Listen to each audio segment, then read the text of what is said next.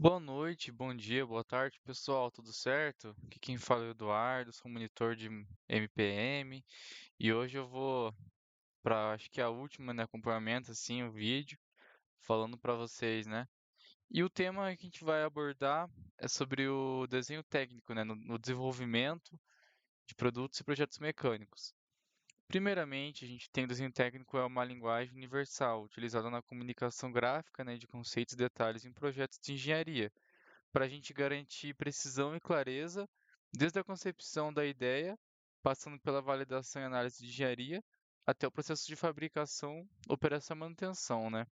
E historicamente, os desenhos técnicos eram elaborados manualmente, né? Com ferramentas como lapiseiras, réguas, pranchetas e folha de papel. E atualmente a gente tem os desenhos sendo realizados por meio digital, né? Utilizando as ferramentas de CAD, né? Como a gente já viu anteriormente, se vocês utilizam, né, o SolidWorks, o Autodesk, o Solid Edge, entre outros. E é interessante que a gente consegue integrar alguns recursos avançados, né, como análise de elementos finitos, o que já foi feito em aula, a manufatura assistida, né, o CAM, e a gente vai controlando as versões, etc., através das revisões, né, e análises. E hoje a gente vai falar um pouco sobre as normas, né, sobre o desenho, sobre as normas ISO e NBR, que vão desempenhando um papel fundamental na comunicação, né, assegurando a padronização e a interpretação correta dos desenhos. E esses fundamentos são introduzidos no curso de engenharia mecânica desde o seu início, né, da formação, e vão sendo aplicados continuamente, né, em disciplinas voltadas para projetos mecânicos e processo de fabricação, com destaque na unidade curricular de processo de projeto de máquinas, ofertada aí no nosso último ano, né, ou como estamos fazendo agora. E, enfim, para começo a gente fala das linhas e desenho técnicos, né? Então, algumas ISOs vão definindo sobre os princípios gerais de representação, a convenção básicas para linhas, né? A aplicação de linhas, a chamada referência. E uma coisa que eu acho interessante é a representação de elementos mecânicos, né? E como que é as vistas, né? Como que é a projeção ortográfica. Se é vista isométrica, dimétrica, trimétrica, se é no primeiro diedro, no terceiro diedro. O que a gente mais utiliza é o primeiro diedro, né? Até aqui vou pegar um exemplo de um desenho, um projeto que eu fiz, né? Então aqui é a montagem, a gente tem essa máquina, e essa máquina ela tem algumas proteções, né? Destacadas aqui em azul e amarelo. E essa aqui, essa proteção é uma chapa, né? Então eu vou chamar ela no desenho aqui,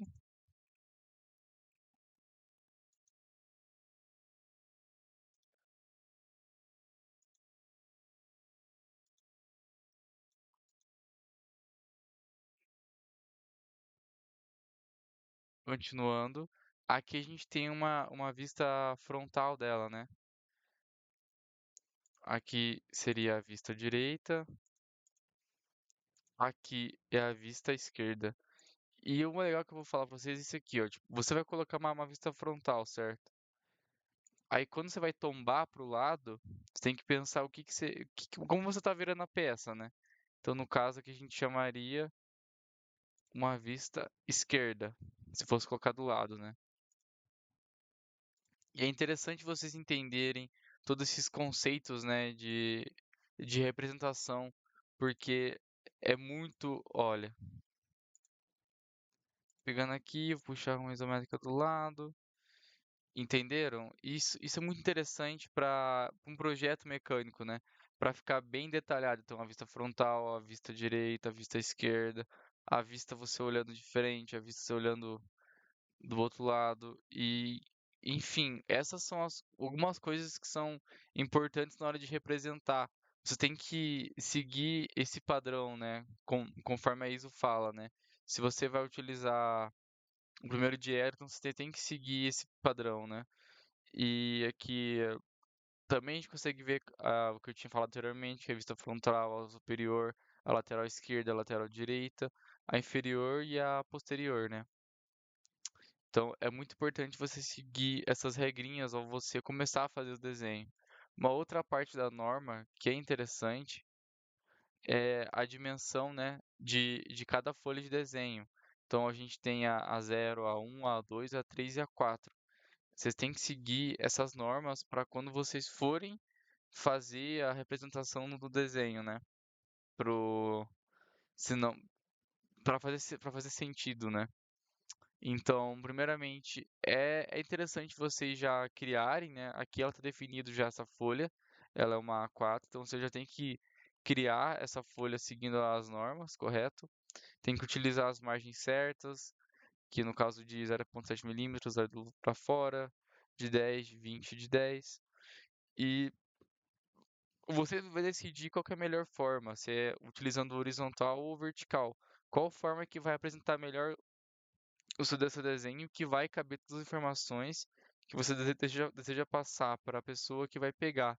Porque qual que é a ideia do desenho?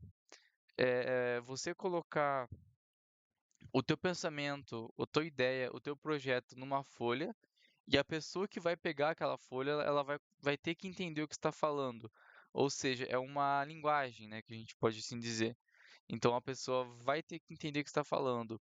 É interessante também vocês colocarem as legendas, né, como o título, o nome do projeto, a área, o projetista, o desenhista, quem está verificando e quem está aprovando. Isso, quando vocês, tão- es- é, quando vocês forem trabalhar na área de engenharia mecânica, né, e numa empresa onde tem esses processos, vocês vão ver que é muito certinho. Vou dar um exemplo. Na empresa que eu trabalho, primeiramente um projetista faz o estudo, depois vem um desenhista, no caso eu, e por último uma pessoa para verificar o projeto, né? Então ela vem, verifica se está certo e às vezes passa por uma quarta pessoa, que é a pessoa que aprova o projeto. Então, isso acontece para que o projeto não tenha nenhum erro, né? E tenha sempre algumas revisões sendo feitas em cima daquele projeto, para que quando chegue lá na parte da produção, eles consigam reproduzir o que está naquela folha, né? Então, se você colocou lá uma chapa de A por B, a pessoa vai ter que fazer com a chapa de A por B, entendeu? Com as medidas que você tá colocando, né? Outra coisa interessante é você usar essas escalas recomendadas, né? E deixar padronizado isso e também colocar na sua legenda qual que é a escala que você está usando para representação. As linhas também elas têm que seguir um padrão, né? Então a linha contínua de um jeito, a linha trajada de outro, né? E isso é interessante de vocês irem seguidos, né? Irem seguindo. E tem mais algumas tem mais algumas coisas, né, em relação à largura da linha, os grupos, né, de linha também que vão seguir. Então, é interessante que vocês olhem esse arquivo aqui para vocês terem mais uma noção do que fazer, correto? Para fazer um projeto certo, né? E, por exemplo, você vai cotar aqui, né? Então, essa cota é de ponto a ponto,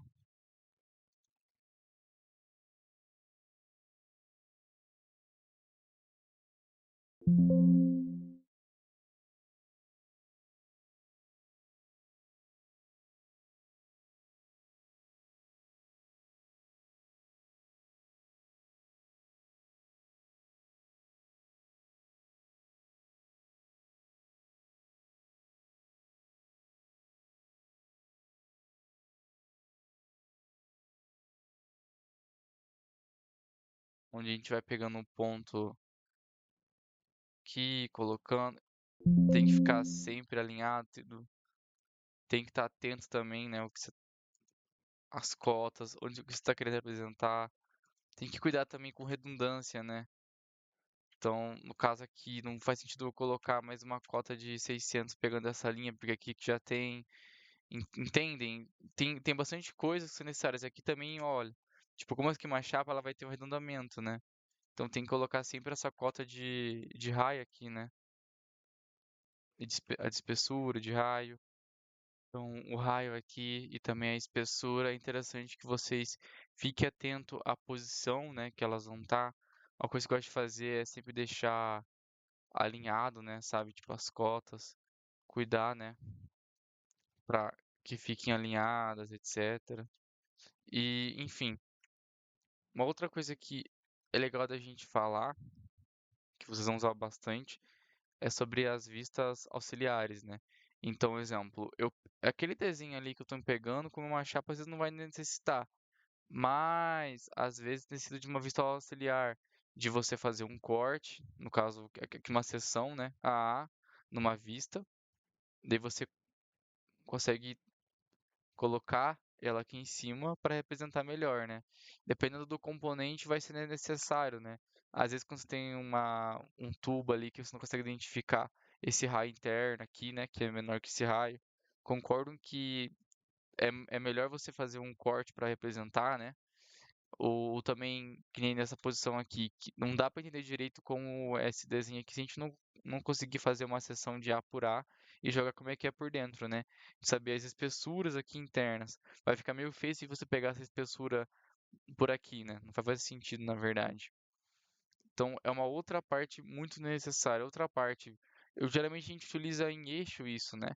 Que é você cortar o eixo para conseguir colocar ele no desenho inteiro, né? Então, todas essas coisinhas também são necessárias para quando a gente fala de projeto, porque a gente tem que seguir uma norma, né? Precisa seguir uma norma, né? Não pode fazer qualquer coisa. E é interessante vocês estarem atentos a essas regrinhas, né? Toda essa parte aqui, de novo, está disponibilizado lá para vocês darem uma olhada, para vocês conseguirem seguir, né? E para fazer certo o projeto de vocês, né? Uma outra coisa também interessante para a gente falar é sobre a norma de furo, né? Então, você tem que colocar todas as tolerâncias, os desvios, os ajustes básicos, desvio superior, limite de dimensão superior, entendem? São algumas coisas interessantes. E também tem algo relacionado às tolerâncias, né? Então, quando você for fazer o desenho, é legal que vocês coloquem a tolerância dele, que nem esse aqui. Representa, tipo, o diâmetro de 25 com... Ele tem que ter no mais 0.061. Então, no caso, esse aqui é o ajuste, né? Tipo, ele pode ter isso. Isso aqui, pensa assim, você está fazendo uma peça que vai entrar em outra peça, né? Então, você tem que colocar um ajuste ali para que vocês consigam encaixar elas, né? E que nem, igual que eu acabei de falar, essa montagem aqui com facilidade, né? O livre você consegue ir com facilidade e o rotativo você pode gerar sem esforço, né? Então tem essas coisinhas que são necessárias dependendo do projeto, né? É interessante sempre colocar para que quando a pessoa vai fazer a construção, ela consiga fazer sem ter erro, né? Então, continuando, a ISO 1101 de 2017, né? Fala sobre a tolerância geométrica, forma, orientação, localização e batimento, né? Tem algumas coisas que são, algumas coisinhas são necessárias, né? Quando você vai fazer, quando na peça, né? Como a retitude, a planicidade, né? A circularidade. Aqui alguns exemplos, né? Para esse tipo de cota. Também, como eu disse, quando a gente começa a falar de engenharia de precisão, algumas cotas, algumas tolerâncias são muito necessárias, né? Que nem a tolerância que a gente fala de localização, né? A de orientação. Então quer dizer que ela precisa ser paralelo, né? O A e o B. E assim, de novo, para engenharia de precisão, todas essas tolerâncias geométricas são muito necessárias, né?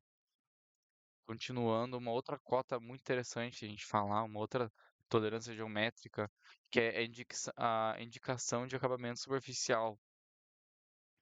Então, no caso aqui, a gente está falando que determinado local ele precisa ter uma certa rugosidade, né? Então, primeiramente, o símbolo básico, que ele não especifica se existe ou não a remoção de material, né? Já esse símbolo aqui, ele indica que deve ser removido o material. E o símbolo que tem essa bolinha, ele é da proibição da remoção de material, né? Isso é muito interessante quando você vai passar a peça para o pessoal da produção, né? Que vai fazer, que vai mexer com a usinagem, processo de usinagem, né? Aonde precisa ter a tolerância geométrica superficial, de acabamento superficial, né? Para a peça poder encaixar na outra e também fazer sentido. Ou quando você quer ter uma peça que tem determinado tipo de rugosidade, sabe? É muito, é muito necessário que você coloque esse tipo de tolerância de acabamento superficial, correto? Ponto também interessante para a gente frisar é onde se deve colocar o símbolo para furo, né? Como furo não escariado, furo escariado no lado próximo, escariado no lado oposto, sendo necessária dependendo do tipo da aplicação que a gente vai estar fazendo, né? Outro tipo de norma, essa aqui, importantíssima, é para colocar, né, a cota de solda, né? No caso, a tolerância de solda, né? Então, para cada tipo de solda, a gente vai ter um tipo de cota, né? Como a solda de filete, a solda de filete em ambos os lados, o chanfre em V do mesmo lado, o chanfro em duplo V ou X, a solda de filete do mesmo lado. É muito necessário para quando você necessita ter solda, né? Também aqui a gente tem o jeito certo de cotar quando você tem o canal de chaveta, né? Que nem aqui o diâmetro 1, o diâmetro 2, esse B, que é a distância entre os pontos, e o T2, que seria a profundidade, né, desse canal de chaveta, né? Tudo também normativa da DIN 68851A. E por último, essa aqui importantíssima, é fazer uma lista de itens, né? Então, digamos assim, que nem no meu exemplo que eu estava usando, né? A gente tem esse projeto, correto? Concordam comigo que essa aqui é uma montagem? Então seria legal a gente chegar, jogar aqui numa folha de desenho a vista inteira.